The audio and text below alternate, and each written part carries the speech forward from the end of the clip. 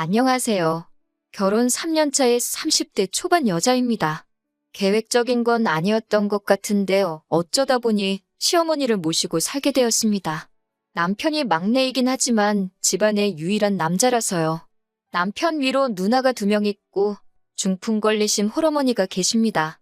결혼할 때도 그 사실을 알고 있었고 모시고 사는 일은 절대 없을 거라고 남편이 말하기도 했습니다. 남편뿐만 아니라 신우들도 자기도 제 앞에서야 신우지. 자기들도 집에 가면 저와 똑같은 며느리라며 누구보다도 저를 이해해줄 수 있는 사람들이라고 하면서 아무리 엄마가 아파도 절대 저 혼자 모시게 하진 않을 거라는 말 믿고 결혼을 하게 되었어요. 정말 다시 생각해도 서럽고 눈물이 나네요. 어머님은 집에서 혼자 지내시고 신우들이 보내주는 돈과 남편이 보태는 돈 합쳐서 어머님 댁으로 전문 간병인을 불러 쓰고 있었습니다. 결혼 1년 차였던 신혼 때만 해도 저 역시 이 정도 시어머니가 자식들에게 많은 지원을 받고 있다는 걸 알고 있었기 때문에 제가 모시게 될 거라는 생각은 꿈조차 꾸지 못했습니다. 그런데 재작년 큰 신우가 자식들 조기 교육을 이유로 미국으로 이민을 떠나게 되었고 비슷한 시기에 코로나가 터지게 되면서 사업하던 둘째 신우네 가게가 서서히 안 좋아지다가 결국 망하게 되었습니다. 그렇게 저한테 걱정하지 말라고 제 편인양 행동했던 신우들이 그렇게 쉽게 말을 바꾸게 될 줄은 몰랐어요. 둘째 신우네가 망하게 되면서 간병인 쓸 돈을 보내주지 못하게 되자 큰 신우도 둘째가 안 내는데 내가 왜 내냐? 우리도 지금 미국에 이민 와서 자리 잡는데 힘이 든다. 알고 보니 한국으로 큰 돈 송금한 기록이 있으면 장기적으로 영주권을 받거나 할 때 좋지가 않다더라 하는 이유를 대면서 시어머니를 위한 지원을 끊게 되었습니다. 저는 결혼하자마자부터 전업주부를 하기로 해서 결혼 전에 다니고 있던 직장마저 그만둔 상황이었고요. 남편 월급이 넉넉하긴 했지만 저희 대출금 갚으며 생활비를 제외하고 나면 남편 외벌이로 시어머니의 간병인까지 쓰기에는 택도 없이 모자란 돈이었어요. 남편이 저한테 당분간은 살림 안 해도 되니 시어머니 좀 봐줄 수 없겠냐 사정사정을 하더라고요. 누나들을 다시 설득해보겠다. 그때까지만 부탁한다고요. 그래서 제가 낮에는 시댁을 오며 가며 어머님 간병을 하게 되었습니다. 그렇게 한 달을 시어머니 수발들면서 지내고 있었는데 신우들하고 이야기가 잘 안 되고 있는지 간병인을 새로 쓰는 건 정말 기약이 없겠더라고요. 시어머니 수발들며 보면 마음 한구석이 안타깝더라고요. 항상 누워 계셔야만 하고 혼자 힘으로는 제대로 움직이지도 못하시고 맨날 TV만 보고 있는 모습이 참 안쓰러워서 힘들었지만 남편한테 투정 한번 부리지 않고 꿋꿋이 모셨습니다. 신우들에게서 받던 지원이 이제는 불가능하다는 생각이 들기 시작할 때쯤 시어머니 보면서 안쓰러운 마음이 들기 시작했습니다. 그래도 내 남편 낳아주시고 키워주신 분이니까 하는 생각에 신우들 상황이 좋아질 때까지 제가 오며 가며 시어머니 봐드리는 게 아니라 우리 집으로 모시는 게 낫겠다는 생각이 들더군요. 남편이 정말 고맙다고 자기가 다른 건 몰라도 사람 하나는 제대로 봤다면서 자기가 아마 몰라도 전생에 나라를 구했나 보다 어쩌고 하면서 자화자찬을 하더라고요. 신우들한테는 어떻게든 지원금을 받아내겠다 몇 번을 다짐하듯 이야기했고 그렇게 벌써 2년이라는 시간이 지나버렸습니다. 참 힘들었네요. 그래도 시어머니께서도 항상 저한테 미안하다고 하시기도 하고 하루는 또 고맙다고도 하시고 내가 잘하고 있는 게 맞다고 믿으며 꿋꿋하게 버티며 살아왔는데 이번에 남편한테 너무 크게 실망을 하게 되었습니다. 얼마 전 일인데 친정어머니께서 빌라 계단에서 발을 헛디디시는 바람에 발목에 큰 부상을 입게 되었어요. 아버지가 집에 계시긴 하지만 낮 시간에는 회사에 나가셔야 하고 저희 집은 남편처럼 형제가 많은 게 아니라 저 혼자 외동이라서 간병인 쓰는 건 엄두도 안 났습니다. 고민 끝에 우리 엄마 다리 괜찮아지실 때까지만 우리 집에서 잠시 모시고 살면 어떻겠냐고 물어보게 되었습니다. 당연히 그렇게 하자고 할 줄 알았던 남편이었는데 단 1초의 망설임도 없이 그렇게는 힘들 것 같다고 거절하는 남편의 말에 그간 남편과 저 둘이서 서로를 위해 최선을 다해 살고 있다고 믿어온 시간이 무색하게 큰 실망을 하게 되었습니다. 여자는 출가회인이라고 하면서 어딜 장모님을 모시고 살겠냐는 말을 하냐고 하더라고요. 그렇게 가부장적인 면이 있는지도 몰랐고 시어머니 모시면서 살림하는 저의 부탁을 그렇게 무자르듯 단칼에 베어버리는 모습은 상상도 해본 적이 없어요. 저도 화가 나서 내가 여태껏 당신 어머니 2년 동안 그 어떤 보상도 바라지 않고 마음으로 우러나와 모셨다. 당신 어머님 똥오줌 한 번이라도 받아본 적 있느냐고. 다리 다쳐 집에서 혼자 화장실도 제대로 못 가시는 친정어머니가 지금 당신 어머니랑 상황이 다를 게 뭐가 있냐고 따졌습니다. 시어머니처럼 몇 년을 모시고 살겠다는 것도 아니고 혼자서 생활이 가능해지실 때까지 잠시만 우리 집에서 함께 지내자고 하는 건데 당신 보고 수발 들라고 부탁하는 것도 아니고 내가 알아서 하겠다는데 생각도 안 해보고 그렇게 단칼에 거절할 수 있느냐고요? 처음에는 어떻게 사위와 장모가 한 지붕에서 살 수 있겠냐고 발악을 하던 남편도 제가 조목조목 따져 물으니 나름 몇 가지 이유를 설명하더라고요. 자기가 혼자 벌고 있는 돈으로 시어머니까지 모시고 살고 있으니 생활비가 더 든다. 그런데 장모님까지 오시면 우리는 미래를 위해 저금을 언제 하느냐고. 장인어른이 간병비하라고 우리에게 돈을 보태주실 것도 아니지 않느냐고 하더라고요. 그리고 장모님이 이 집에 들어오시면 자기 어머니는 얼마나 마음이 불편하겠냐고. 스스로 몸도 제대로 못 가누는 모습을 사돈댁에 보여드리고 싶지 않으실 거 아니냐고 하더군요. 거기에 한마디 더 보태면서 장모님도 제가 시어머니 똥오줌 받으며 수발하는 모습 보시면 마음이 어떨 것이며 자기 딸 이렇게 고생시키는 저를 얼마나 모자란 사위로 생각하시겠냐고. 장모님을 집으로 모셨다간 집안 싸움이 일어날 거라며 그런 어이없는 이유를 대며 저와는 그 어떤 타협도 하지 않을 것처럼 보였고 무조건 안 되는 건 안 되는 거라고 끝까지 제 부탁을 들어줄 생각이 없어 보였습니다. 내가 당신 어머니를 다른 사람이라고 모신 줄 아냐? 평생을 함께할 배우자인 남편의 어머니니 모신 것 아니겠냐고 따졌더니 누가 언제 모셔달라고 부탁이나 했냐고. 네가 우리 집에서 모신다고 데려와 놓고서는 이제 와서 그걸로 생색이냐며 화를 내더라고요. 한참을 싸우고 남편은 집구석에 못 싣겠다며 밖으로 나가버렸습니다. 시어머니는 그 와중에 저와 남편의 대화를 다 듣고 계신 상황이었고요. 큰 소리가 들려서 안 들으려고 해도 들을 수밖에 없었다고 하시면서 저한테 미안하다고 사과를 하시더라고요. 시어머니가 남편을 설득해주겠다는 말 정도는 해주실 줄 알았는데 친정엄마 집에 모신다는 이야기에 대해서는 마치 못 들은 이야기 마냥 이런 방구 언급도 안 하셨어요. 참 남편이 말한 것처럼 제 팔자 제가 꼰 거나 마찬가지이긴 한 상황이지만 여태까지의 희생과 노력, 시간들이 무색하다는 생각이 들고 허망하더군요. 무슨 좋은 대답을 듣자고 말한 건 아니지만 제가 2년간 보상 하나 바라지 않고 해온 일들이 고작 이렇게 저에게 돌아온다니 여태까지의 시간에 회의감만 들 뿐이네요. 3년이라는 시간이 긴 시간은 아니지만 제가 이혼을 결심한다고 하더라도 혼자서 잘 헤쳐나갈 수 있을지 걱정도 되고 참 갑갑한 이 마음에 어디다 털어놓기라도 해보자는 마음에 사연 적어봤습니다. 제가 정말 이기적인 걸까요? 서러워서 괜히 창밖만 보게 되는 하루입니다. 후기를 전해드립니다. 여러분들의 댓글이 저한테 참 큰 힘이 되었네요. 남겨주신 댓글들 하나하나 꼼꼼히 다 읽었습니다. 저를 위로해주시고 격려해주신 모든 분들께 감사의 말씀을 전합니다. 그냥 답답한 마음에 적어본 사연인데 이렇게 많은 분들이 저를 위해 목소리를 내주실 줄은 상상도 못했어요. 덕분에 용기가 생겼습니다. 그날 이후로 남편은 저를 대하기가 어려웠던 건지 매일같이 어디서 술 마시고 새벽 다 돼서야 들어왔어요. 그러고선 아침 일찍 일어나 저한테는 말도 없이 씻으러 들어가고 잘 다녀오라는 제 인사까지 무시하고 혼자 도망치듯 집 밖으로 나갔고요. 그래도 미안한 마음은 있었는지 아예 저와의 대화를 피하려는 것처럼 보였습니다. 제가 남편에게 이 말을 전하기로 결심한 그날도 남편은 또 새벽이 다 돼서야 집으로 오려는 듯 퇴근 시간이 넘어도 들어오질 않더라고요. 그래서 편지 하나 남겨놓고 짐 챙겨서 친정으로 향했습니다.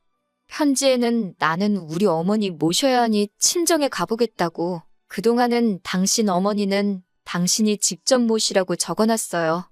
아픈 시어머니 두고 나오는 길이 마음이 편치만은 않았는데 저도 더 이상 참고 살 수 없기 때문에 뒤도 돌아보지 않고 친정으로 향했습니다.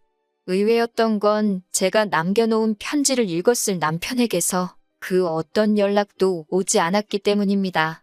친정어머니도 남편은 어쩌고 왔냐고 물으셨는데 자초지종을 설명하니 어머니는 많이 실망하신 눈치였지만 딱히 누구를 원망하지는 않으셨어요. 그렇게 짐 싸서 나오기를 2주가 지났을까? 저에게 연락이 온 건 남편이 아니라 둘째 신우였습니다. 둘 사이에 무슨 일이 있었는지는 모르겠지만 제발 그만 화 풀고 돌아오라는 연락이었어요.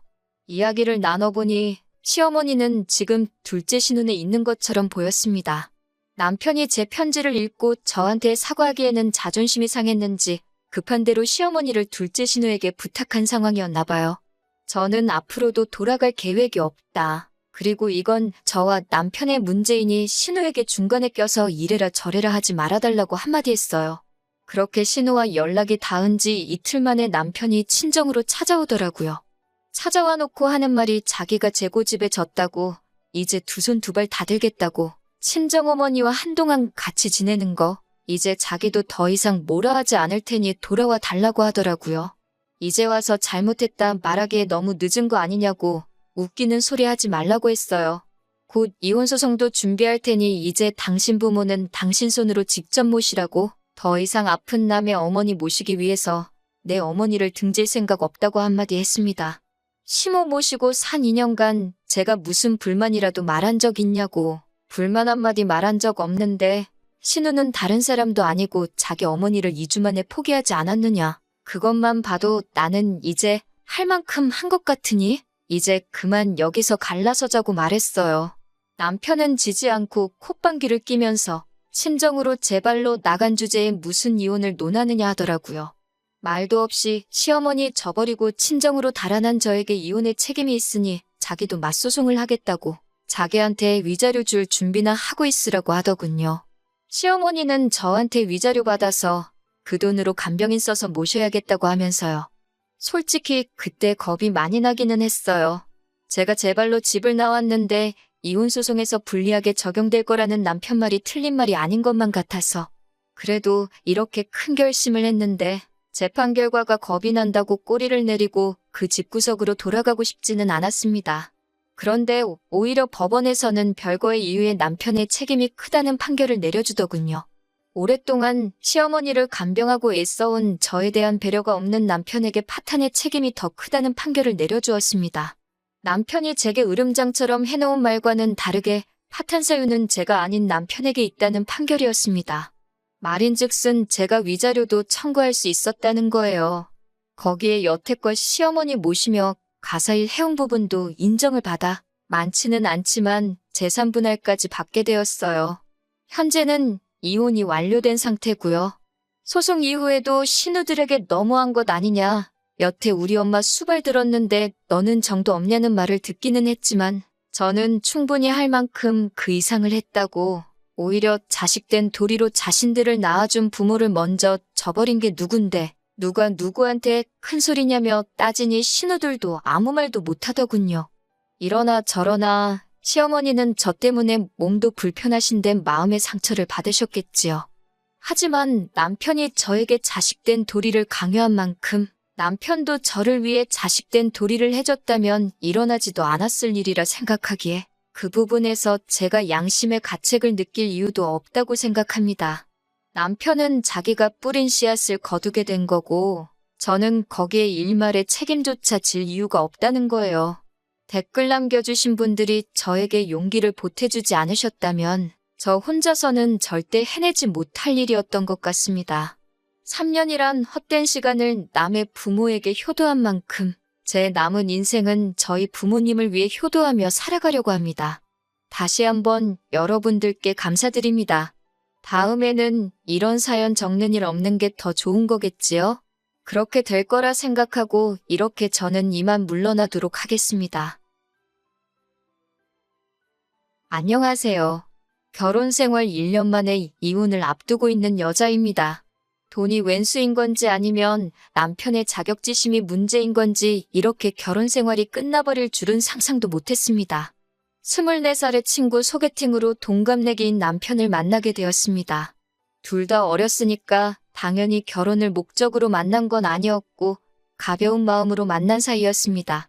당시 저는 졸업을 앞두고 있었고 남편은 군대에서 전역해 3학년이었어요. 1년 정도 사귀다가 저는 유학을 갔고 남편은 졸업을 했습니다. 그 무렵에는 제가 귀국을 할지 안 할지 정해지지가 않아서 헤어진 것도 사귀는 것도 아닌 애매한 사이로 지내고 있었어요. 그러다 제가 대학원을 마치고 한국으로 취업을 하면서 귀국을 했고 남편도 그 사이에 직장을 잡았습니다. 그렇게 다시 만나게 된 저희는 2년 정도의 연애를 하고 결혼까지 하게 되었습니다. 무엇보다 그 긴 시간 동안 마음 변하지 않고 한자리에서 저를 기다려준 모습이 너무 좋았어요. 제가 해외에 있는 동안 남편의 존재는 많은 위로와 위안이 돼주었고 그렇기에 저희 부모님도 남편을 무척 마음에 들어 하셨어요. 하지만 막상 결혼 준비를 하면서 시댁이 많이 어렵다는 사실을 알게 되었습니다. 지방에 계시는 시부모님은 전에는 공장에서 근무를 하셨고 신우와 남편이 취직을 하면서는 일을 그만두셨다고 했습니다. 지금 두 분이 거주하시는 20평대 작은 아파트가 재산의 전부라 들었고 은행에 대출이 좀 있다고 하시더라고요. 남편 말에 의하면 신우들도 시집갈 때 자기들이 모은 돈에 대출받아서 갔다고 했습니다. 그런 사정을 전에 듣게 된 친정부모님은 걱정이 많으셨고 저에게 이 결혼을 진지하게 생각해보려고 하셨습니다. 저희 친정이라고 해서 유난히 재산이 많거나 그런 건 아닙니다.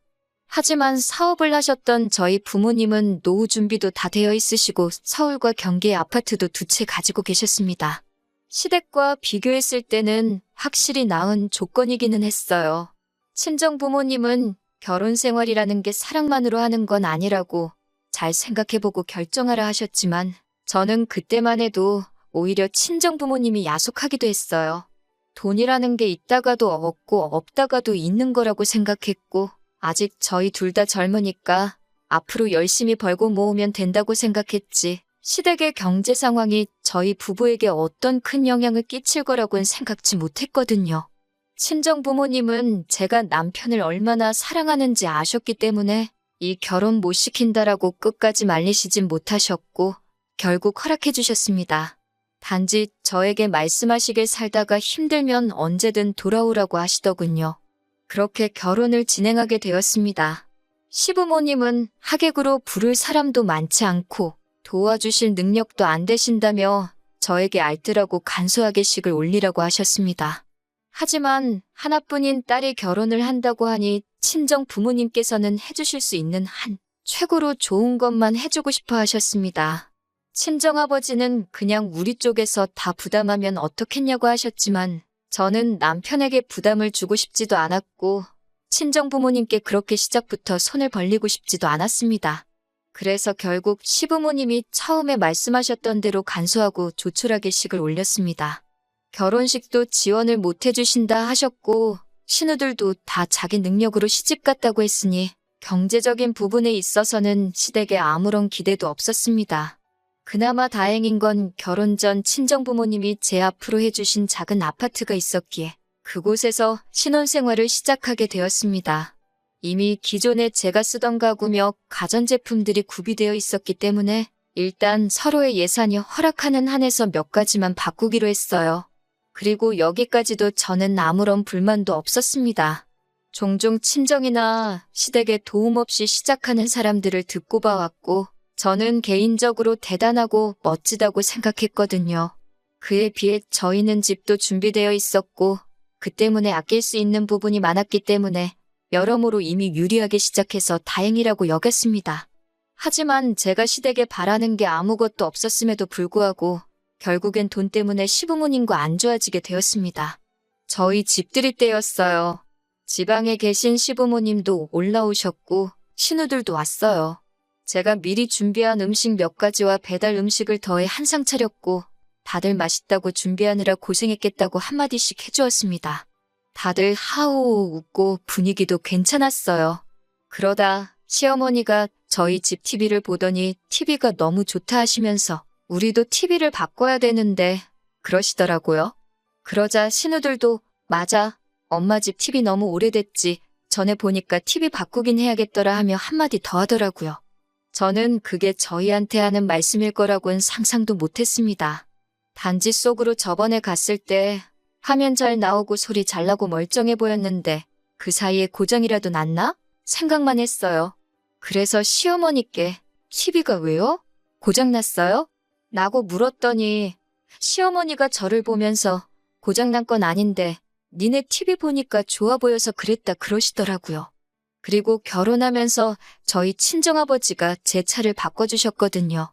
남편은 연애할 때부터 차가 없어서 늘 제 차를 함께 썼고요.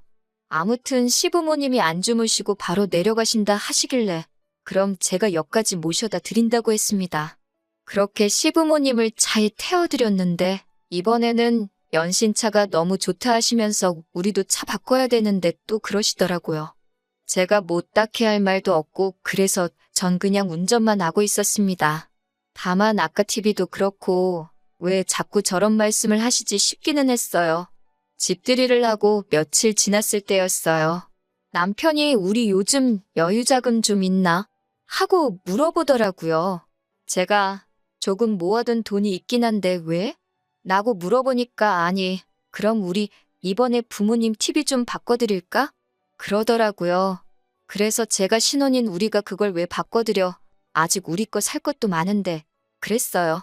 그러자 남편이 그때 시어머니가 갖고 싶어 하는 거 저도 받지 않냐면서 그냥 하나 효도한다 생각하고 사드리면 안 되냐고 그러더군요.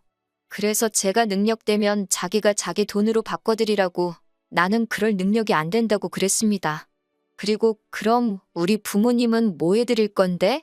라고 물었어요. 그러자 장인 장모님은 돈 많으시잖아? 그러는 거예요. 제가 그래서 양쪽에 똑같이 할 거 아니면 싫다고 했어요. 남편 기분이 안 좋아 보였지만 저도 기분이 안 좋았기 때문에 더 이상 아무 말도 안 했습니다. 결혼 전부터 남편이 시댁에 한 달에 얼마씩 보내고 있는 건 알고 있었습니다. 하지만 남편이 없는 형편의 아들 서울로 대학 보내고 매달 얼마씩 지원해 주신 게 감사해서 이 정도는 해드리고 싶다고 했기에 저도 그 부분에 있어서는 아무 말도 하지 않았고 그만하게 하지도 않을 예정이었어요. 사실 남편 논리대로면 저희 부모님도 돈이 남아 돌아서 저 대학 보내고 유학 보내주신 건 아니니까 평생 열심히 아끼고 모으신 걸로 해주신 거니까 저도 남편 생각처럼 친정에 돈도 드리고 싶지만 저희 친정 부모님은 제가 잘 사는 게 중요하다고 당신들은 신경 쓰지 마시라 하셨거든요. 하지만 뭐 그거야 가족마다 사고방식이 다를 수 있으니까 시댁이 잘못됐다고 생각하지 않습니다. 하지만 적어도 남편과 제가 가정을 이뤘으니 지금부터는 양쪽에 엇비슷하게 해야 된다고 생각하거든요. 그러다 얼마 전에는 남편이 시어머니에게 골프클럽을 사드리자고 하더군요. 그래서 제가 웬 골프채? 라고 물었어요. 그러자 남편 하는 말이 시어머니가 저희 어머니가 골프 치는 걸 아시고서는 당신도 배우고 싶다 하셨다는 거예요. 그래서 뭐 배우시는 건 상관없는데 골프클럽을 왜 우리가 사드려야 되는 거냐고 하니까 그럼 골프채도 없이 골프를 어떻게 배우냐고 하더라고요. 그래서 제가 아니 골프클럽을 살 돈이 없으시면 앞으로 골프는 어떻게 치시냐고 필드 나가고 하는 것도 다 돈 든다고 그랬어요. 그러니까 저더러 사주기 싫으면 싫다고 하지. 사사건건 트집 잡으면서 뭐 그런 것까지 따지냐고 그러는 거예요. 하지만 저는 사람이 취미생활이건 뭐건 자기 능력껏 해야 된다고 믿거든요. 냉정하게 말해서 저는 저희 시어머니가 골프를 취미생활로 즐기실 여력이 없다고 생각하고요. 그래서 나는 못 사드려. 그러니까 자기가 하나 사드릴 수 있으면 사드려 그랬습니다. 그런데 남편도 자기 돈으로 사주기는 아까운지 제가 그렇게 말하면 꼭 안 사드리더라고요. 아무튼 그 일이 있은 뒤 저도 마음이 편치만은 않아서 친정어머니께 이런 일이 있었다 말씀을 드렸습니다. 그러자 친정어머니는 그냥 하나 사드리지 그러냐고 하시더라고요. 그래서 제가 나는 이게 이번이 처음이 아니다. 앞으로 이런 일이 번번이 있을까봐 걱정이 된다고. 그리고 앞으로 우리도 애 낳고 하면 돈 들어갈 일이 투성이니까 미리 준비도 해야 돼서 안 될 것 같다고 그랬습니다. 친정어머니도 제 말에 동의하시고 이해해 주셨지만 그래도 시어머니와 제가 괜히 껄끄러워질까봐 걱정하시는 눈치셨어요. 친정어머니는 저에게 그러면 엄마가 쓰던 골프클럽이라도 일단 가져다 드릴래? 그러시는 거예요. 취미로 배워보신다는 거니까 한번 해보시고 정말 재밌으시면 그때 사는 걸 생각해도 되지 않겠냐고요. 제가 생각해봐도 좋은 생각인 것 같아서 그러겠다고 했어요. 그리고 남편에게 이 소식을 전했습니다. 그러자 남편이 난리가 났어요. 시어머니를 거지로 아냐면서 어떻게 장모님이 쓰던 걸 시어머니를 가져다 줄 생각을 하냐고요.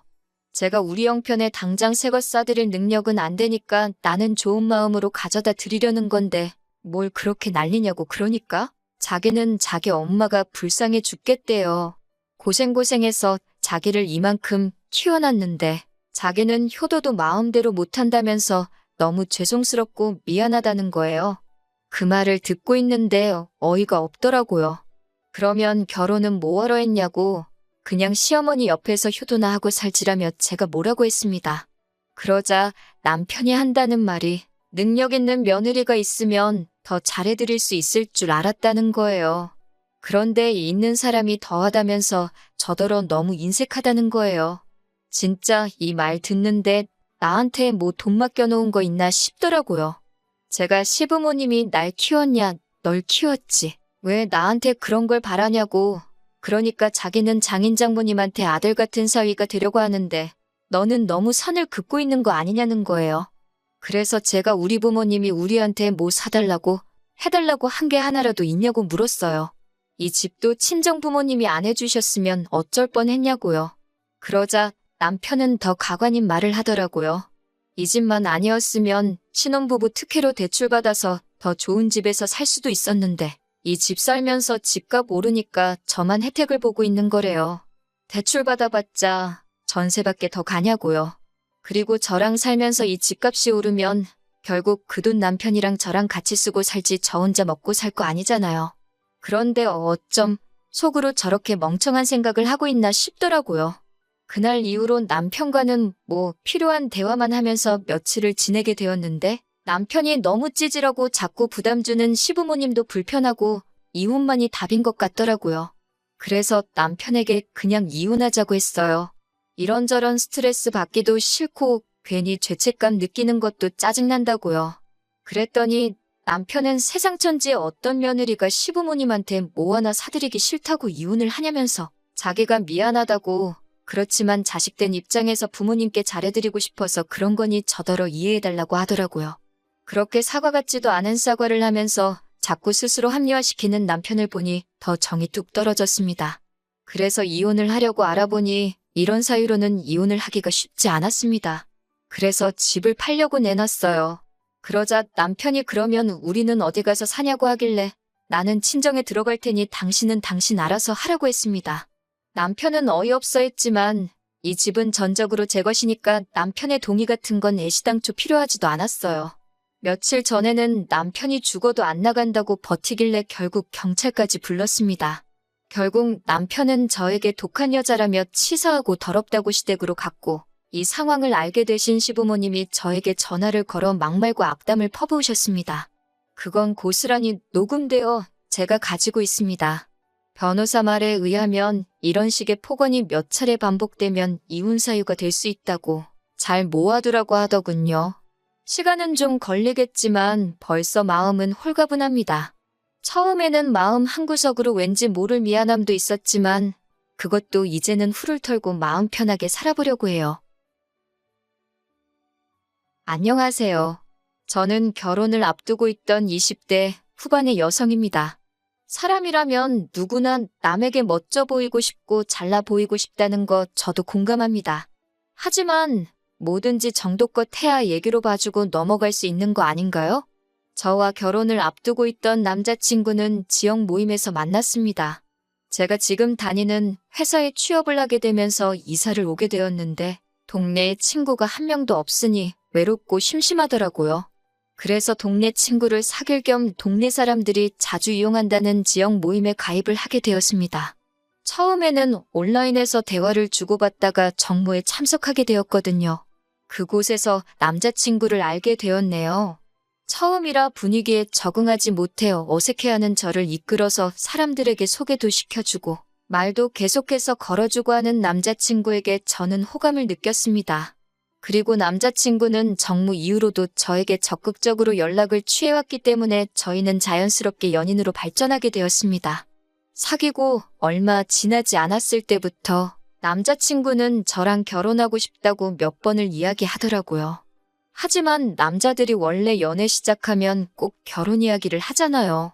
그렇기에 저는 그렇게 진지하게 받아들이지는 않고 있었습니다. 결혼 이야기를 할 만큼 나를 많이 좋아한다고만 생각했어요. 그런데 사귄 지 반년 정도 됐을 무렵인가 남자친구가 정말로 청혼을 해오더라고요. 갑작스러워서 처음에는 결혼은 우리에게 좀 이른 것 같다고 제가 거절했습니다만 남자친구는 10번 찍어 안 넘어가는 나무 없다며 제가 받아줄 때까지 기다리겠다고 하더라고요. 결국 저는 그런 남자친구의 인내심과 적극성의 마음에 문을 열게 되었고 그렇게 저희는 본격적으로 결혼을 준비하게 되었습니다. 하지만 결혼 준비를 위하여 몇 번 남자친구의 부모님을 만나면서 저는 이 결혼을 하는 게 맞는 건지 의구심을 품게 되었습니다. 남자친구의 부모님은 전후 사정 설명 없이 저희에게 따로 살지 말고 당신들과 같이 살자고 하시더라고요.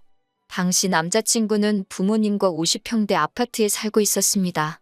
평수만 들으면 굉장히 좋고 비싼 집 같지만 지역이 서울도 아니었고 지하철을 타려면 30분은 버스를 타고 나가야 하는 그런 곳이었기 때문에 사실 장점이 없는 동네였습니다. 특히 저 같은 경우 직장이 서울 중심에 있었기 때문에 그 집에 들어가 살면 최소한 하루 3시간은 꼼짝없이 출퇴근에 써야 할 상황이었습니다. 사정이 그렇다 보니 저로서는 아무리 남자친구 부모님의 말씀일지라도 싫다는 의사표현을 확실히 해야만 했습니다. 게다가 남자친구의 부모님은 저희에게 그냥 들어와서 살라는 게 아니라 저희 각자가 모은 돈을 당신들에게 주고 들어와 살라는 거예요. 그 돈으로 어디 가서 50평대 아파트를 구할 수 있냐면서요. 말도 안 되는 남자친구 어머니의 논리에 짜증이 났지만 그래도 얼굴 붉히기는 싫어서 제가 한번 남자친구와 잘 이야기해보겠다고 했습니다. 그렇지만 어머님의 요구는 거기서 그치지 않았습니다. 저는 분명히 남자친구에게 그 집에 들어가서 살지 않겠다고 말했음에도 불구하고 남자친구가 어머님께 뭐라고 했는지 어머님은 저희가 같이 살게 될 거라고 생각하셨나 봅니다. 저에게 50평짜리 집에 사는데 차도 하나 있어야 되지 않겠냐며 특정 브랜드의 차를 혼수로 하나 해오는 게 어떻냐고 저에게 강요하시더라고요. 저는 이미 제 차를 따로 가지고 있다 말씀드렸는데 제가 타는 그 코딱지만한 차 말고 가족 넷이서 다 같이 탈 수 있는 큰 차로 한 대 뽑으라고 계속해서 고집하셨습니다.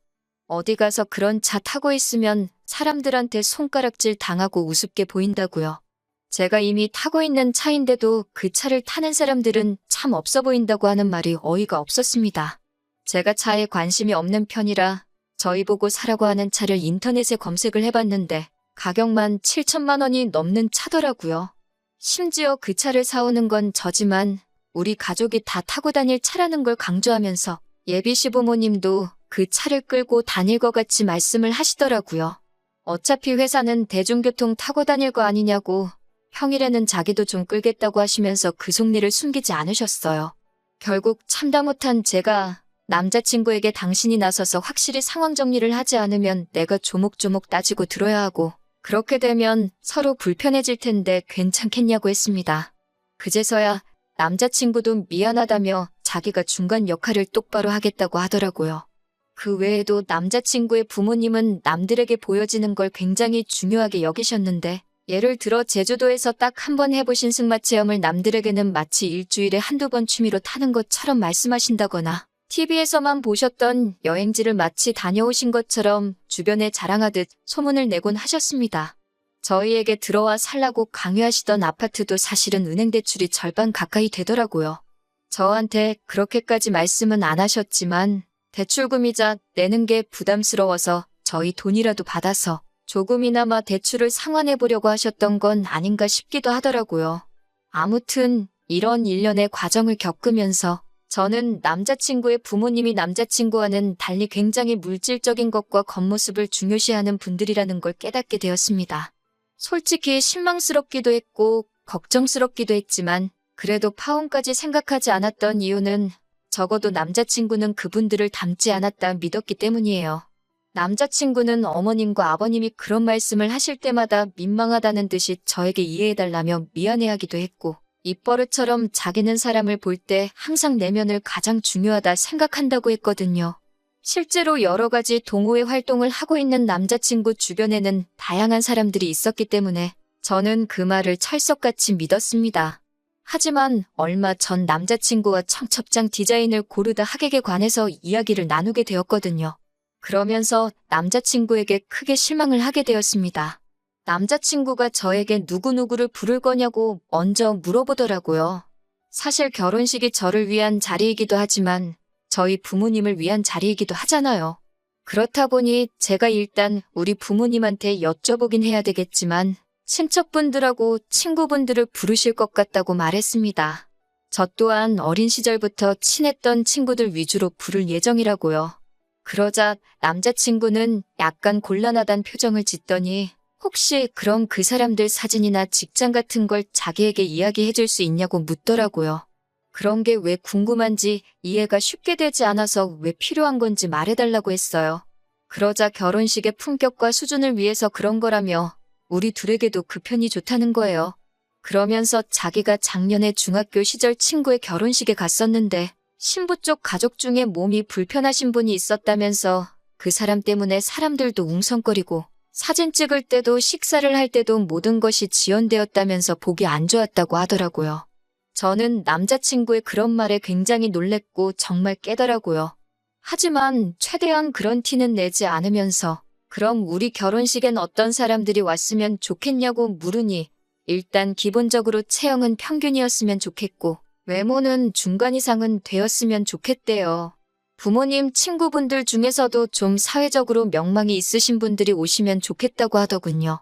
그러면서 장인어른도 공무원이시고 장모님도 선생님이시니까 그런 거야 뭐 걱정 안 해도 되겠지라고 확인하는 남자친구에게 솔직히 정이 뚝뚝 떨어지더라고요. 제가 그럼 남자친구 쪽 부모님 친구분들은 어떤 분들이냐 물으니 그건 자기가 알아서 할 테니까 신경 안 써도 된다고 하는데 솔직히 저희 부모님만큼이나 남자친구 부모님도 평범한 분들이시거든요. 남자친구 어머님은 과거엔 보험회사에 다니셨었고 아버님은 작은 가게를 운영했던 걸로 알아요. 세상 직업에 귀천이 없는 것이고 세상에 저보다 잘난 사람이 얼마나 많은데 남자친구가 저렇게 기고만장한 건지 어이가 없어서 웃음이 날 지경이었습니다. 저는 남자친구에게 웃기지도 않는다고 말도 안 되는 소리 좀 하지 말라고 했어요. 우리 결혼식이 무슨 연예인 뽑는 선발대회도 아니고 우리가 무슨 자격으로 사람을 골라서 초대하냐고요. 누구든 와서 진심으로 축하해주면 그걸로 감사하고 고마운 일 아니냐고 했습니다. 남자친구는 저더러 뭘 몰라도 너무 모른다면서 그럼 어른들이야 그렇다 쳐도 적어도 제 친구들만큼은 좀 수준 있는 여성들로 초대하라고 하더군요. 저는 속으로 그럴 일은 절대로 없을 거다라며 콧방귀를 뀌었습니다. 이때도 파혼까지는 생각하지 않았는데 그 이유는 저런 썩어빠진 정신머리는 살면서 뜯어 고쳐놓으려고 했거든요. 하지만 그럼에도 불구하고 제가 남자친구와 결국 헤어지기로 마음을 먹은 이유는 남자친구의 노트북에서 보지 말아야 할 것을 봤기 때문이에요. 그날도 평소처럼 남자친구와 결혼식에 관한 세부적인 사항도 정할 겸해서 카페에서 만나 데이트를 하고 있었습니다. 그러다 남자친구가 화장실을 간다고 잠시 자리를 비웠는데 배탈이라도 난 건지 오래 돌아오지 않더라고요. 그러다 남자친구가 두고 간 노트북이 눈에 띄었습니다.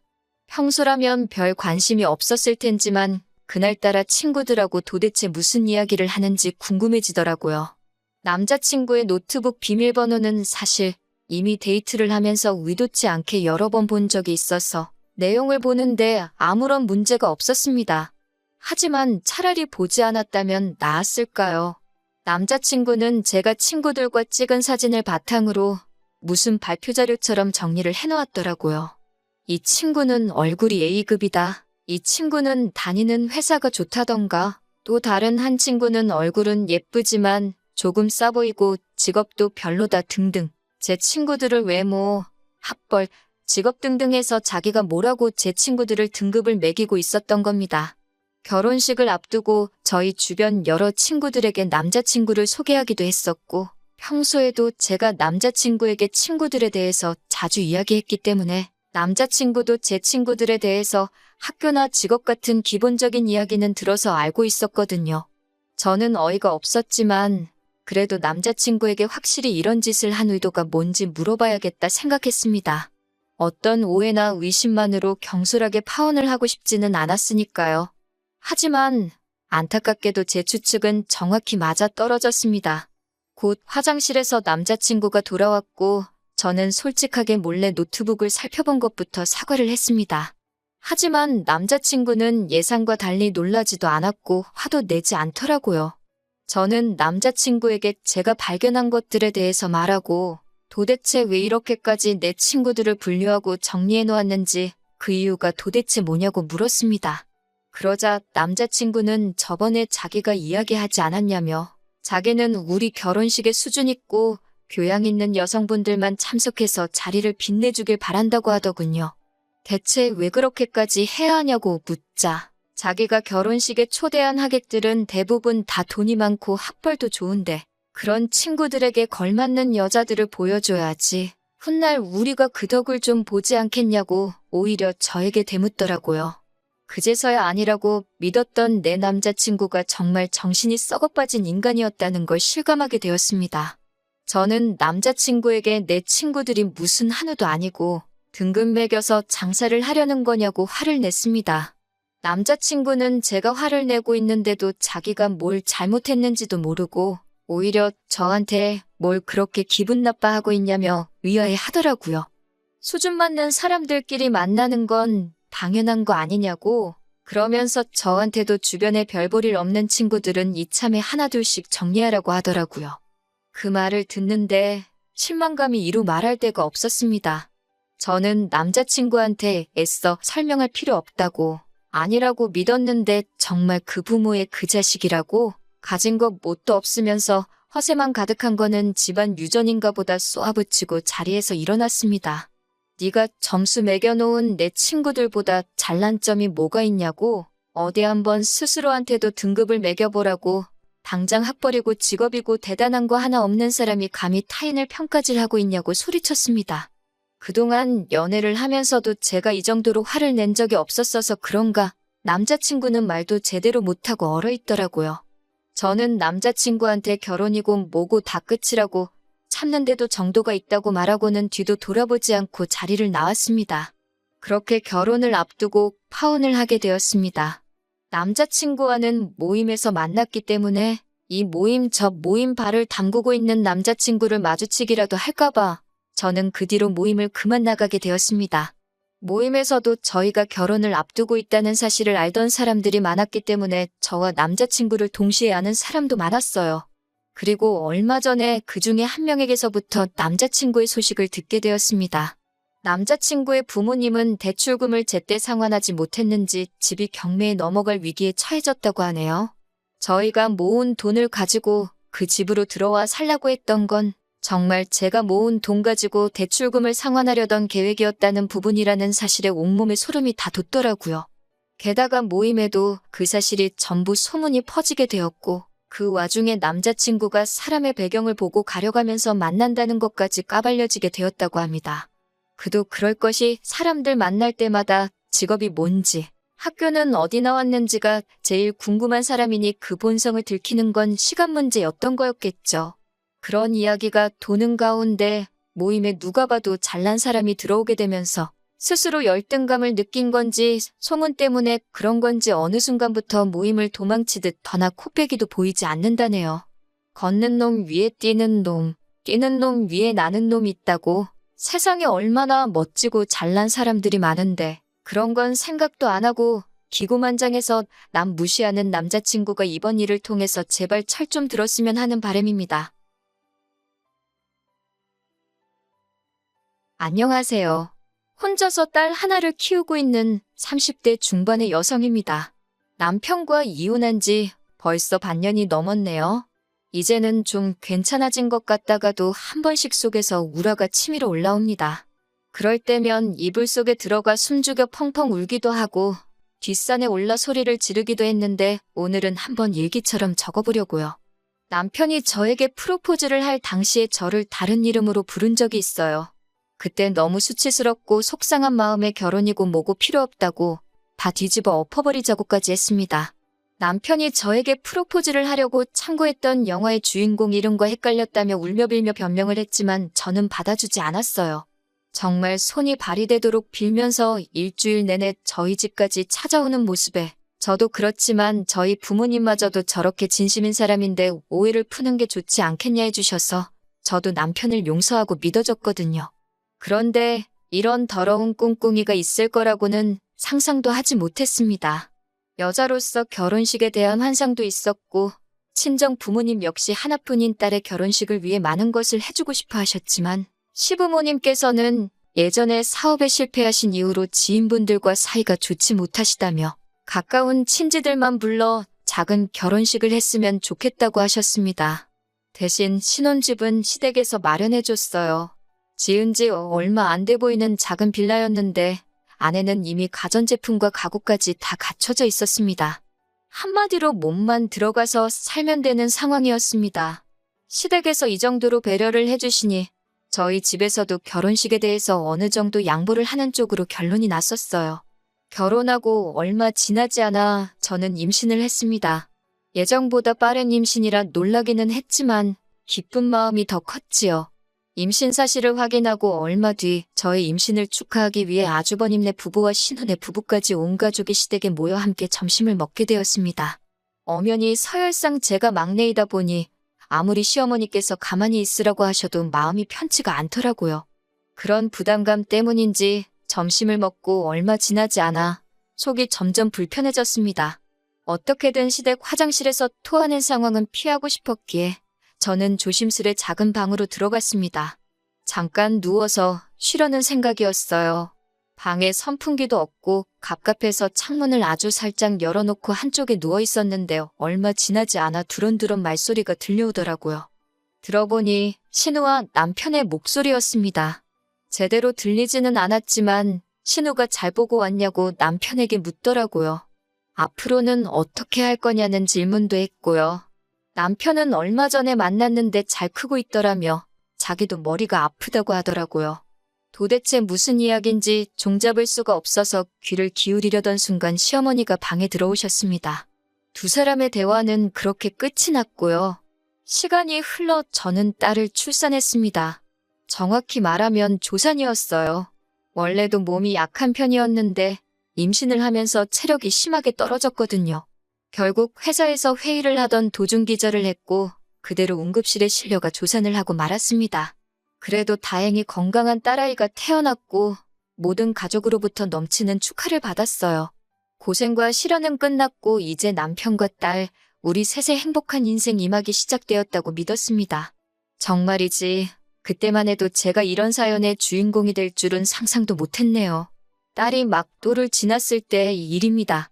워낙에 술이 약한 사람이라 회식도 잘 안 가고 친구들하고 술자리도 잘 안 갖는 사람인데 그날만큼은 무슨 일 때문인지 잔뜩 술에 취해서 집에 들어왔더라고요. 몸도 제대로 못 가누는 남편을 간신히 소파에 눕히고 옷을 갈아입히다가 남편의 지갑을 우연히 보게 되었습니다. 현금은 얼마나 가지고 다니나 궁금하기도 했고 별다른 뜻은 없었어요. 지갑에는 사귈 때 주었던 제 증명사진이 여전히 들어있더군요. 딸 돌잔치 때 셋이 찍은 사진으로 바꿔 끼워 놓아야겠다 싶어서 제 증명사진을 꺼냈습니다. 그런데 제 증명사진 뒤에 어떤 아기 사진이 있더라고요.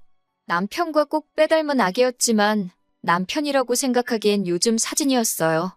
뭔가 쎄한 기분이 들었지만 술에 취해 잠든 남편에게 물어볼 수가 없어서 다음날 물어봐야겠다 생각하고 기다렸습니다. 이튿날 숙취로 괴로워하는 남편에게 그 사진을 보여주며 누구냐고 물었습니다. 남편은 잠깐 당황한 듯 하더니 이내 저에게 시조카도 못 알아보냐고 하더군요. 신우에게는 8살 난 아들이 있는데 그 아이 어렸을 때 사진이라는 거예요. 신우랑 남편이 많이 닮기는 했지만 신우 아들하고 남편은 별로 닮지 않았거든요. 하지만 남편은 계속해서 첫 조카라서 예뻐서 가지고 다녔을 뿐이라며 저더러 도대체 왜 남의 지갑을 뒤졌냐고 화를 내더라고요.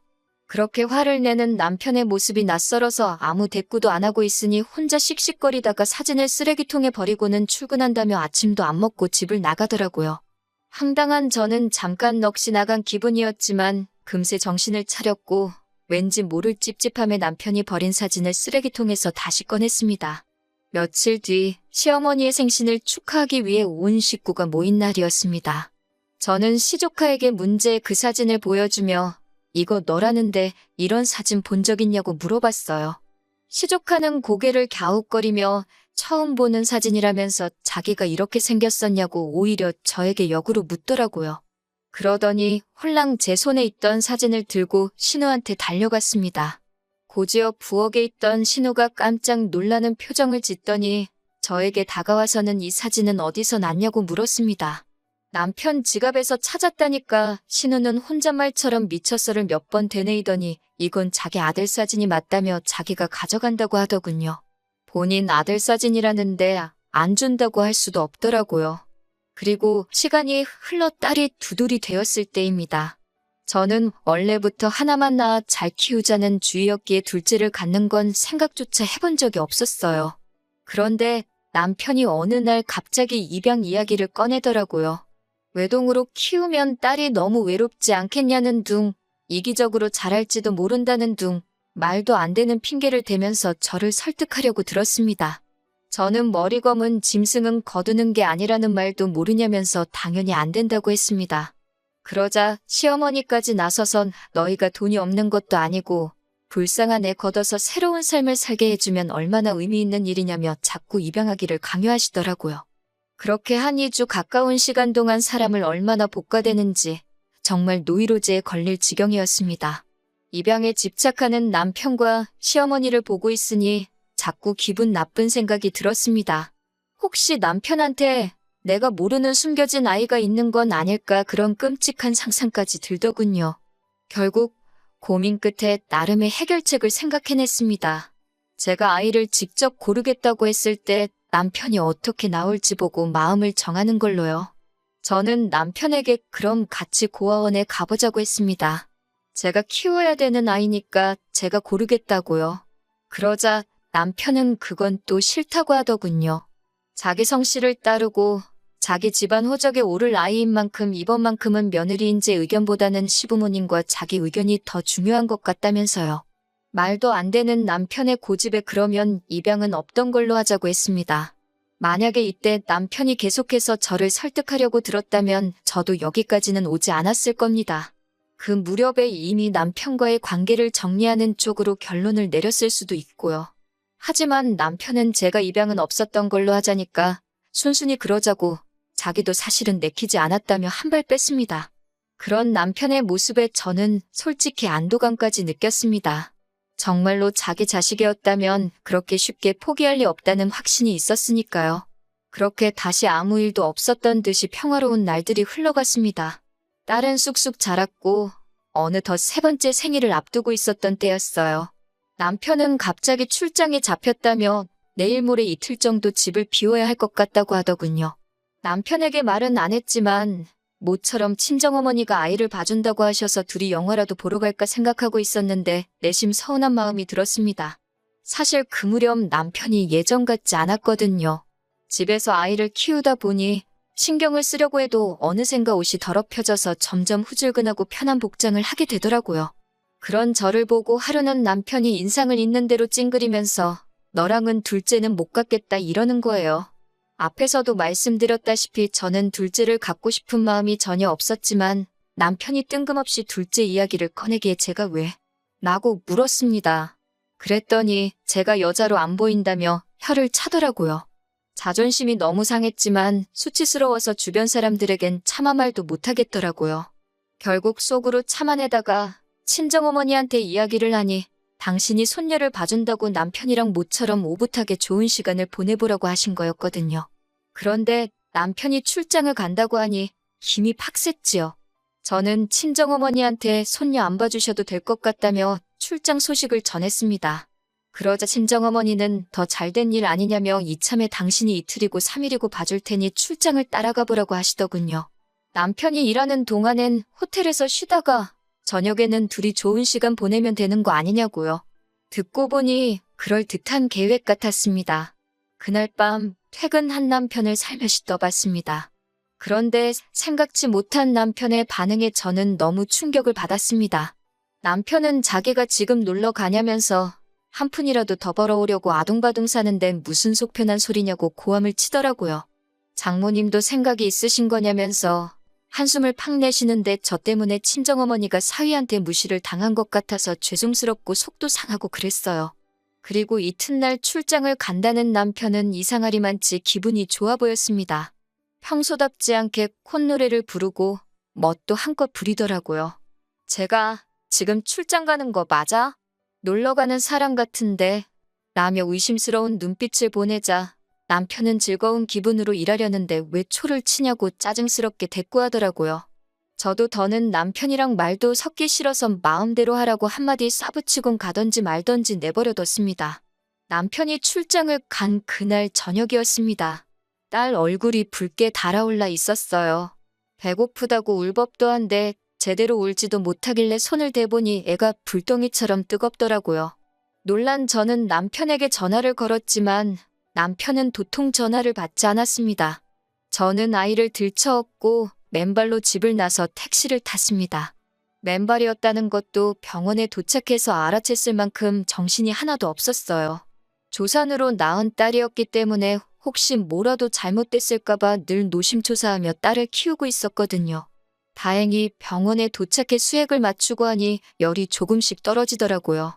어느 정도 위급한 상황을 넘기고 나서 저는 다시 한번 남편에게 전화를 걸려는 그때 남편으로부터 영상전화가 걸려왔습니다. 전화를 받으니 남편이 아니라 웬 남자아이가 화면에 나타나더군요. 황당해서 넌 누구냐고 물으니 아이도 놀랐는지 아빠를 외치더라고요. 곧 이어 낯익은 목소리가 전화기 너머로 들려왔습니다. 남편이었어요. 남편은 너무 자연스럽게 왜 그러냐며 아이에게 대꾸를 해주고 있었어요. 손이 덜덜 떨려서 금방이라도 핸드폰을 놓칠 것만 같았고 그 순간 어떤 여자가 제 남편에게 자기야 하고 부르더라고요. 곧 남편의 얼굴이 화면에 떴고 남편은 정말 크게 놀란 듯 전화를 끊어버렸습니다.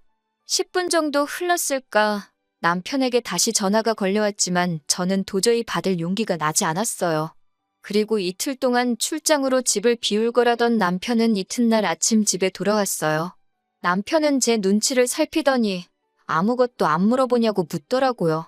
남편에게 지금 무엇을 물어본들 정직하게 대답해 줄 것 같지 않았기에 저는 남편을 한번 힐끗 바라보고는 아무 말도 하지 않았습니다. 철저하게 무시해버렸어요. 남편은 그런 저에게 애걸복걸을 하며 무슨 말이라도 해달라고 하길래 당신 애가 맞냐고 물었습니다. 지금부터 하나도 속이지 말고 사실대로 말하라고. 거기에 따라서 내 결론도 달라진다고요. 남편은 저와 만나기 1년 전에 사실혼 관계로 지내던 여자가 있었다고 해요. 하지만 시댁에서 워낙에 그 여자를 탐탁지 않아 해서 결국 혼인신고도 못한 상태로 살다가 그대로 헤어지게 되었답니다. 당시 여자 뱃속에는 이미 아이가 자라고 있었는데 남편에게 말을 해주지 않았대요. 그렇게 여자와 헤어지고 얼마 지나지 않아 저를 만나게 되었고 저에게 프로포즈를 하기 며칠 전 그 여자에게 연락이 와서 한번 만나게 되었답니다. 여자는 그때 아이를 데리고 나와 남편에게 당신 아이라고 말을 했고요. 남편은 믿을 수 없었기에 친자검사까지 했고 그 결과는 99.99% 일치였다고 했어요. 남편은 점점 차분한 목소리로 평정을 되찾아가며 저에게 하나씩 고백하고 있었습니다. 그런데 지금 그 여자가 재혼을 하고 싶다면서 지금까지 자기가 아이를 키웠으니 그 시간만큼 이번엔 남편더러 아이를 키우라고 했다는군요. 저를 설득해서 입양을 해볼까도 했지만 그건 차마 저한테 못할 짓인 것 같았고 그 와중에 아빠의 존재를 알게 된 남자아이가 하도 아빠 보고 싶다고 타령을 해서 이번에도 내려갔던 거라면서 오해하지 말랍니다. 그 여자와는 더 이상 아무 사이도 아니라고요. 하지만 남편 말을 고지고대로 믿을 수는 없었지요. 저는 왜 처음부터 솔직하게 말하지 않았냐고 물었고 남편은 그랬다면 제가 자기와 결혼했겠냐면서 저를 포기할 수 없었답니다. 사실 남편의 말에 거짓이 있든 없든 더 이상 저는 관심이 없었어요. 마지막으로 혹시 당신 말고 시댁 식구들 모두 이 일을 알고 있냐고 물으니 묵묵부답이더군요. 모두가 한마음 한뜻으로 저를 바보 취급한 거나 마찬가지라고 제가 울분을 토하니 다들 저에게 상처를 주기 싫어서 그런 거랍니다. 그러면서 저더러 원한다면 다신 그 여자도 아이도 만나지 않겠다며 한 번만 용서해주면 안 되겠냐고 하더군요. 저는 당분간 친정에 머물면서 생각할 시간을 갖겠다고 했습니다. 다행히 딸아이가 친정에 있었기 때문에 남편에게 악을 써가면서 화를 낼 수 있었네요. 친정에 도착하자마자 저는 짐을 내려놓고 바로 다시 강남으로 향했습니다. 그쪽에 일 잘하는 이혼 전문 변호사들이 많다고 들었기 때문이지요. 다행히 저와 상담을 진행해 주신 변호사께서 이건 남편이 고의로 속였기 때문에 이혼이 아니라 혼인무효 소송을 해야 한다고 하더군요. 제가 이길 가능성이 상당히 높고 위자료도 받을 수 있으며 양육권도 가져오자고 희망을 주셨습니다. 다행히 저는 친구나 가족들과 주고받은 이야기를 잘 지우는 편이 아니에요. 핸드폰을 뒤져보니 사귈 때부터 자기가 혼자임을 강조한 남편의 문자 메시지부터 그 여자랑 주고받은 아들에 대한 양육 이야기까지 증거가 수두룩 빽빽이더군요. 덕분에 6개월 만에 남편과의 악연을 정리할 수 있었습니다. 게다가 딸에 대한 양육비와 별개로 위자료도 2,500을 받아낼 수 있었습니다. 딸아이가 혼인 후에 출생아가 된 점은 가슴에 사무칠 만큼 속상했지만 딸도 언젠가는 이 엄마의 마음을 이해해 주리라 믿는 수밖에 없었네요. 남편은 지금도 미안하다고 종종 사과의 뜻을 담은 장문의 문자를 보내오곤 합니다. 자기에게 영원한 사랑은 저 하나뿐이라면서 언제든 용서가 되면 돌아와 달라고요. 제가 여자로 보이지 않는다고 하자마자 그 여자랑 알콩달콩 두 집 살림 해가며 지내놓고는 거짓말을 하려거든 입에 침이나 바르고 하라고 한마디 해줬네요. 처음부터 자식이 있는 사실을 숨기고 제게 접근했으면서 결혼하고 나서 그 애까지 키워달라면 제가 좋다구나 키워줄 거라 생각했냐고. 마음 같아서는 그 여자고 당신이고 내 눈앞에서 머리채를 다 뽑아버려도 시원찮을 판인데 이 정도에서 끝내주는 걸 고마워하라고 한마디 했어요. 우리 딸아이 양육비 하루라도 늦게 보내주기만 해보라고. 내가 어떻게 나올지 궁금하면 한번 그렇게 해보라고 울음장을 놓으니 그제서야 그 입을 다물더군요. 나는 그 여자랑 다를 거라고. 내 배불러 낳은 자식 당신에게 보여줄 생각은 없다고 했습니다. 아이가 어느 정도 자라서 친부에 대해서 궁금하다 물으면 그때 가서 다시 생각해보겠다고요. 온 가족이 합심해서 저를 속여놓고선 이제와 진실을 알게 되었으니 어쩔 수 없다고 이해해달라는 건 너무 큰 욕심이지 않을까 싶네요. 입양하자는 말을 꺼냈을 때 검은 머리 짐승은 거두는 게 아니라고 제가 말했지만 검은 머리 짐승은 아이가 아니라 남편, 그리고 그 사실을 속인 시댁이 아닌가 싶네요.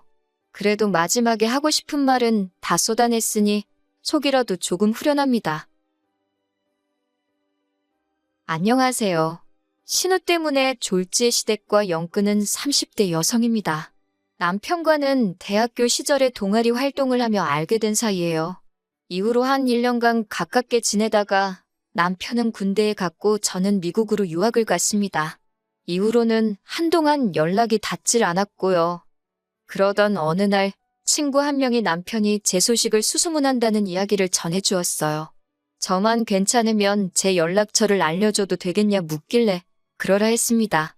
저도 종종 남편 생각이 났었거든요. 그렇게 연락이 닿은 남편은 어느새 어엿한 직장인이 되어 있었습니다. 대한민국에서 몇 손가락 안에 드는 대기업 인사팀에서 일하고 있더라고요. 당시 저는 서울에 있는 상급종합병원 기획팀에서 근무하고 있었고요. 이후로 매일같이 남편이 연락을 해왔습니다. 회사와 저희 병원이 멀지 않다 보니 커피 한 잔, 맥주 한 잔 그런 약속을 거절하는 것도 쉽지 않았네요. 그래서 솔직히 한동안은 남편이 귀찮기도 했는데 남편은 눈치도 없는 사람 마냥 거의 반년을 한결같이 들이대더라고요. 그런 남편에게 결국 제가 마음의 문을 열면서 저희는 진지하게 사귀게 되었습니다. 이후로 2년의 연애 끝에 남편이 프로포즈를 해왔지요. 남편의 부모님, 그러니까 저희 시부모님은 작은 식당을 운영하셨습니다. 하지만 남편과 제가 한창 연애 중이던 시기에 여러 가지 사정으로 식당을 접으셨지요. 남편 말로는 노후 준비는 그럭저럭 되어 있다 했는데 솔직히 지금 생각엔 언젠가는 시댁으로 목돈이 들어갈 일이 생길 수도 있겠다 싶어요. 식당을 접으신 이후 지금은 별다른 일은 하지 않고 계십니다. 그나마 다행히도 월세 나오는 오피스텔 하나가 있어서 거기서 나오는 돈으로 그달그달 생활하고 계세요. 남편에게는 3살 어린 여동생도 한 명 있는데 신우에 대해서는 할 말이 많기도 하고 없기도 합니다. 무슨 뜻이냐면 솔직히 저는 저희 신우만큼 운이 좋다고 해야 하나? 아무튼 신우 같은 사람은 본 적이 없어요. 운이라고 표현하는 게 적절한지는 모르겠지만 얼굴 하나는 참 예쁘장하거든요. 남편 말로는 손을 좀 봐서 그런 거라지만 원래도 예뻤으니 성형을 해서 더 예뻐진 거 아니겠어요? 그런데 문제는 신우도 자기가 예쁜 걸 알아서인지 그 예쁜 얼굴 하나만 믿고 살았습니다. 그렇다고 정말 무슨 연예인을 할 정도는 아닌데 그래도 신우가 말하기를 자기 얼굴 정도면 차비만 들고 다녀도 밥 먹고 술 먹고 사는데 아무 지장이 없다대요. 아무튼 신우는 미래에 대한 걱정이 없는 건지 뭔가 배우려는 의지도 없고 일을 해서 돈을 벌어야겠다는 생각도 안 했습니다. 그래도 재주라고 해야 하나 곧잘 주변 남자들한테 명품 가방이나 신발 같은 걸 선물 받아 와서는 그걸 팔아서 생활비는 충당을 하더라고요. 그러다 사정이 여의치 않을 때는 어머님 아버님한테 손을 벌리는 듯 했고요. 솔직히 신우가 저한테 돈을 빌려달라고 한 것도 아니니 제가 나설 자리는 아니었겠지만 옆에서 보고 있자니 참으로 딱하고 황당하더라고요. 가족 중 누구 한 명 제대로 신우한테 정신 차리고 살라 소리를 안 하는 게요. 그렇다고 올케인 제가 그 말을 대신 할 수도 없잖아요?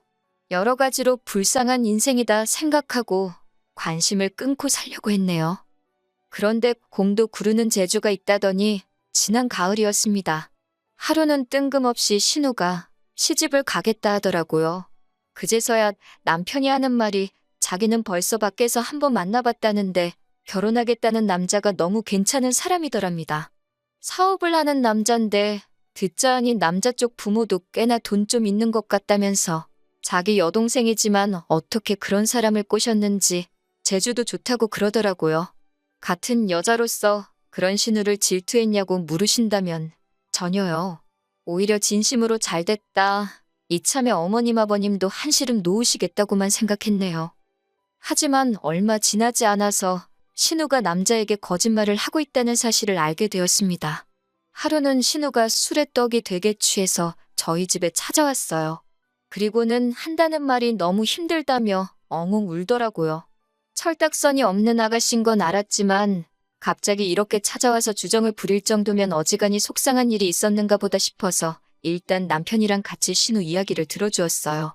그런데 듣다 보니 가관이더라고요. 남자랑 처음 만나게 된 게 술자리인데 남자가 자기한테 관심을 많이 보이더래요. 그래서 잘 보이고 싶은 마음에 어디 여대를 나와서 지금 병원에서 근무한다고 그랬답니다. 알고 보니 대충 제가 했던 대학 이야기나 직장생활 이야기에 자기 멋대로 살을 붙여서 거짓말을 했더라고요. 그런데 며칠 전 남자 부모를 만나고 왔는데 그 부모도 대학이나 직장을 또 물어보더랍니다. 부모님은 뭐 하시는지, 돈은 얼마나 모아뒀는지 그런 것도요. 자기 거짓말이 눈덩이처럼 불어났다며 힘들어 죽겠다 하는데 달리 해줄 말도 없고 그저 신우가 딱하고 큰일 났다 싶었지요. 신우 이야기를 하다 보니 다시 기억 하나가 떠오르는데 사실 저도 남편과 결혼할 때 양가 부모님의 축하만 받은 건 아니었어요. 저희 친정 부모님께선 사위감인 제 남편은 너무 마음에 드는데 사돈 될 사람들이 영 별로라며 아들 하나 대기업 다닌다고 목에 힘주는 꼴이 기가 차신다고요. 저희 부모님 입장에서 그런 말이 나올 만도 했던 게 어떻게든 조금이라도 더 도와주고 싶어 하셨던 친정부모님과 달리 시부모님께서는 지들 둘이 좋아서 하는 결혼에 부모가 뭐 도와줄 게 있냐며 둘이 알아서 하라고 하셨거든요. 그러면서도 받을 건 받아야겠다며 저한테 말도 안 되는 예단을 요구하셨고요. 당연히 저희 친정에선 난리가 났고 급기야 남편을 불러다 이 결혼은 허락 못한다 하셨습니다. 저도 친정부모님이 반대하는 결혼은 할 생각이 없었기에 남편에게 헤어지자 했었고요. 그러자 남편이 그 길로 저를 데리고 어머님 아버님을 찾아가 아들 팔아 장사하냐고 덤비더라고요. 저 없으면 자기도 살 이유가 없다면서 결국 어머님 아버님이 저와 저희 부모님한테 미안하다 하시면서 상황은 일단락되었습니다. 그리고 기왕 말이 나와서 말인데 남편이 저보다 연봉이 한 1,000만 원 정도 많은 건 사실이에요. 시간이 지나면 그 차이가 더 커질 수도 있겠지요. 하지만 일단 제 경우 병원이라는 데가 웬만하면 잘릴 일이 없어요. 게다가 친정이 경제적으로 유복한 편이거든요. 그래서 이래저래 따져보면 제가 손해면 손해지 절대로 남편이 손해보는 결혼은 아니었는데 그래도 어찌됐건 남편이 나서면서 양가 어른들도 한풀 꺾이셨고 이후로 저희 부부는 알콩달콩 잘 살고 있어요. 아무튼 저는 솔직히 신우가 자기가 한 거짓말을 감당하지 못하고 헤어지지 않을까 싶었어요. 그런데 이게 웬걸 얼마 전 신우가 상견례를 하기로 했답니다. 신우가 하는 말이 자기가 알아봤는데 일단식만 올리고 나면 학벌이나 직장 속인 걸로는 이혼하기도 쉽지 않다고 하더래요.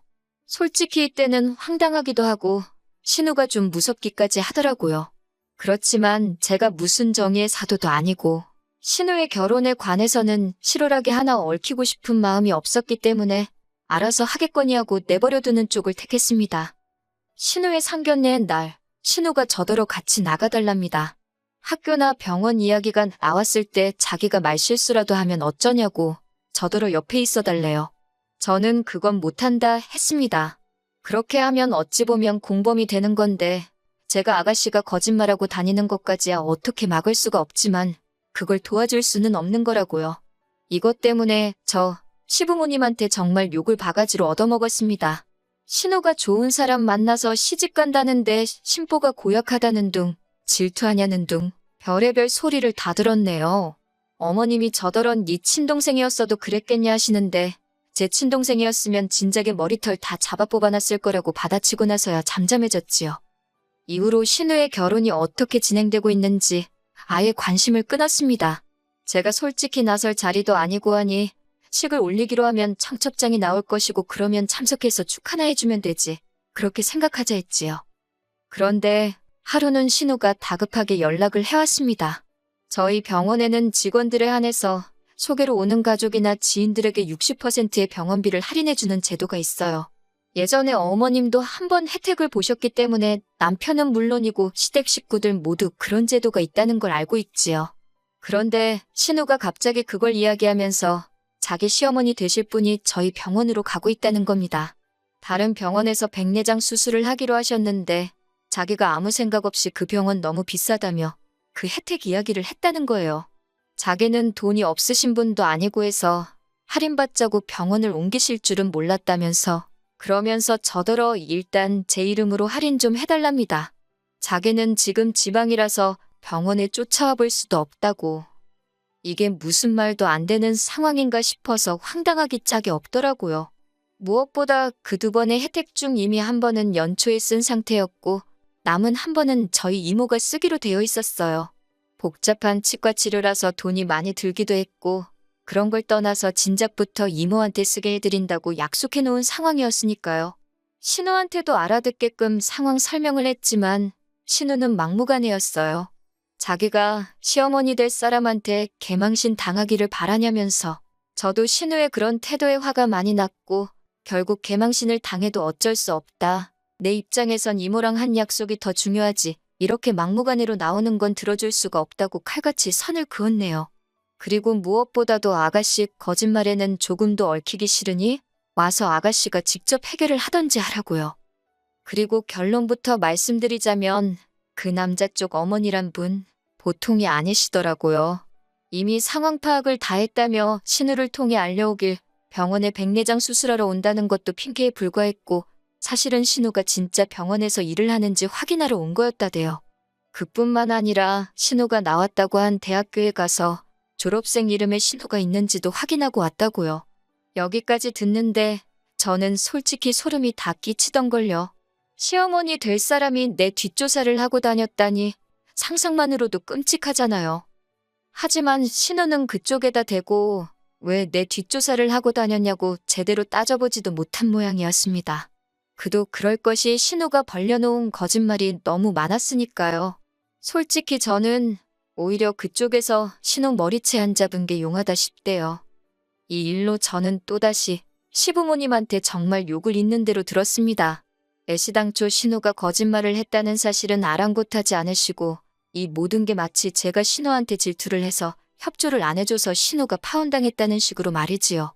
그러자 남편이 또 한 번 나서서는 어머님더러 부끄러운 줄 아시라고 소리를 지르대요. 딸이냐고 하나 있는 거 단속도 안 하고 지멋대로 살게 내버려 두실 때는 언제고 이제 와서 시집 못 가는 걸 누구 탓을 하냐고 말이에요. 그러면서 남편이 이제 자기도 전부 다 포기라고 악을 썼습니다. 어머님 아버님한테도 실망이고 신우도 동생만 아니면 욕을 퍼부어 주고 싶다며 다들 정신 차릴 때까지 연락하지 말라고요. 저는 솔직히 남편이 제가 하고 싶은 말을 다 해줘서 고맙기도 했고 끼어들기 싫어서 그냥 가만히 듣고만 있었습니다. 그러자 얼마 뒤 그렇게 저를 못 잡아먹어 안달이실 땐 언제고 어머님이 한번 만나자며 연락을 해오셨어요. 하신다는 소리가 저희 친정의 이야기에서 어디 격리 자리라도 하나 소개해주면 안 되냐입니다. 어이가 없어서 어머님께 신우한테 돈 관리를 맡기라니 고양이한테 생선을 맡기는 꼴이지 않냐고 되물었네요. 이후로 벌써 몇 달이 지났고 왕래는 없습니다. 가끔 신우가 죽는 소리 하느라 남편한테 전화는 하는 눈치더라고요. 그런데 남편의 단호한 태도를 제 눈으로 벌써 2번이나 봐서 그런지 별 걱정은 안 되네요. 앞으로도 남편만 믿으면서 살면 될 것 같습니다.